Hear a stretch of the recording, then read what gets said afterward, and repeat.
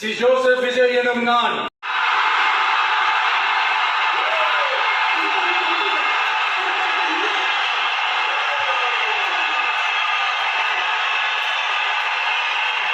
சட்டப்படி அமைக்கப்பெற்ற இந்திய அரசியல் அமைப்பின்பால் உண்மையான நம்பிக்கையும் மாறா பற்றும் கொண்டிருப்பேன் என்றும் இந்திய நாட்டின் ஒப்பில்லாத முழு முதல் ஆட்சியையும் ஒருமையையும் நிலை நிறுத்துவேன் என்றும் தமிழ்நாட்டு அரசின் முதலமைச்சராக உண்மையாகவும் உளச்சான்றின் படியும் என் கடமைகளை நிறைவேற்றுவேன் என்றும்